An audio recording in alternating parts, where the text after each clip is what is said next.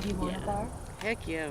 It'd be kind of cool. And not just a drink. I mean, I'm not a drinker. I am. No. I'll have a beer or something, but where I live. Yeah. And when I moved out here, I was already loud and proud, you know? I mean, that's who I was. And I moved out here, and I sunk into the closet so deep.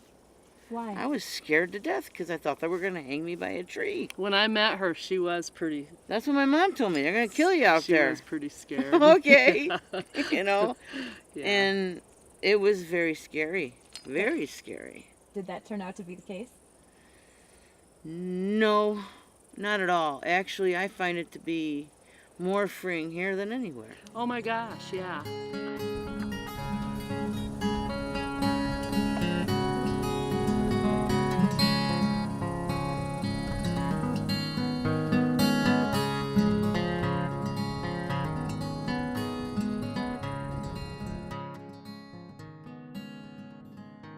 Feminist and queer studies scholars, and I am one of them, these are my people, we talk about gender and race and class and ability and nation and sexuality, all of these things as contextual, as contingent, as shifting, as fluid. And then when it comes to place, that critique ends. One of the most missed opportunities within LGBTQ scholarship and activism actually has been rethinking geography and rethinking how geography informs our identities. Rural place and rural people are completely written off in terms of everything.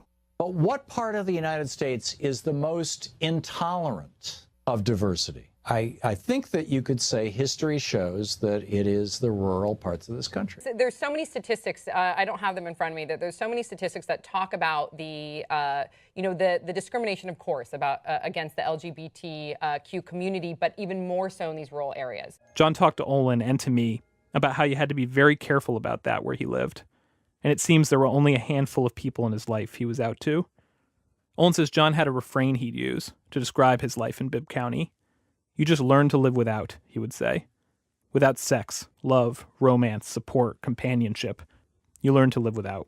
When I was doing stand-up, I was traveling around in a lot of small towns and a lot of cities where I wouldn't have been accepted at all as a gay comedian. What the point of this is, folks, it's not about lesbian farmers. They are trying to bust up one of the last geographic conservative regions in the country, and that's rural America. When a fellow like me looks at the landscape and sees the depravity, the perversion, redefining marriage and telling us that marriage is not between a man and a woman, come on, Iowa, it's nonsense. I would describe rural queer studies by saying that one of its main objectives is to problematize this idea that urban or coastal areas are always more ideal for LGBTQ plus folk.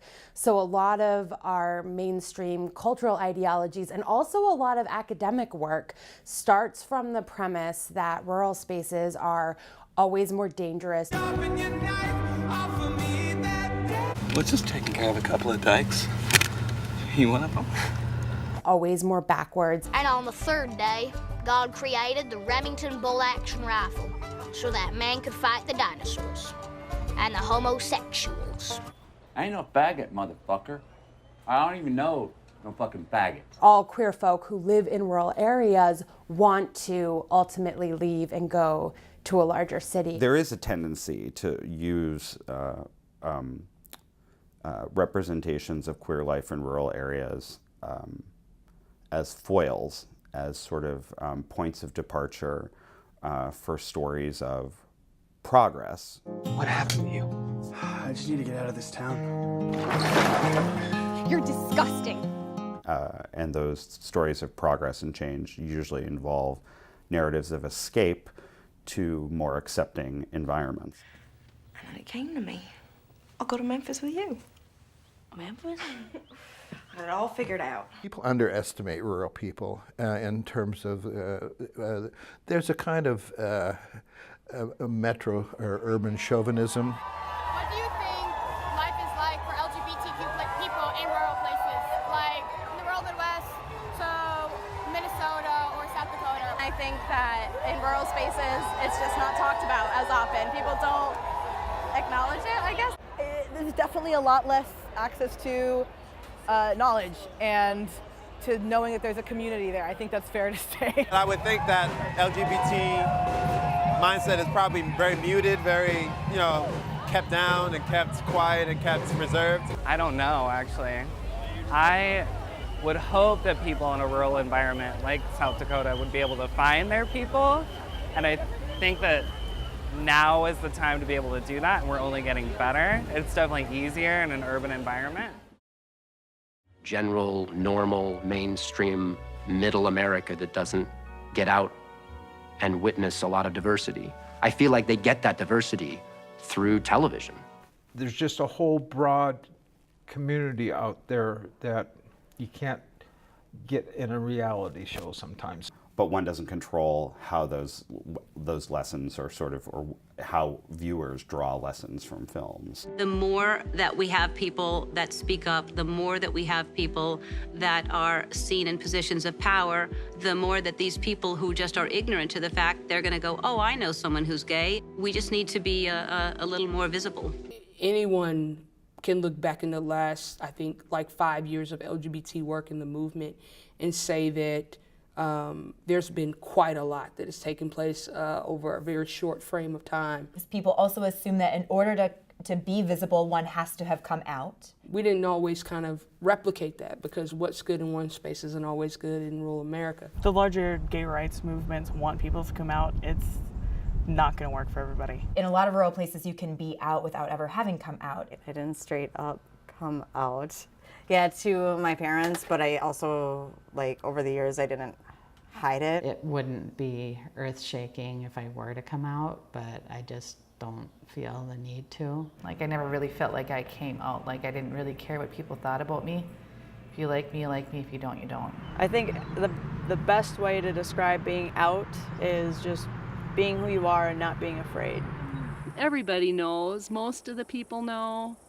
The people who don't want to know just close their eyes to it, I think. But for the most part, people are openly supportive of us. My family is amazing and always has been. I've been very fortunate. And I introduced her as my partner. And in Ojibwe ways, you say Ouija Wagon. She's my Ouija Wagon, the one who lives life with me. We still fit in and don't in a lot of the same ways, because no matter where you go, people are people. I am Gail. I am a mother, I'm a grandmother, I'm a friend, I'm a partner, I'm a daughter, I'm an aunt, I'm a great aunt. I am so much more interwoven in all of that. Yeah, I'm a lesbian.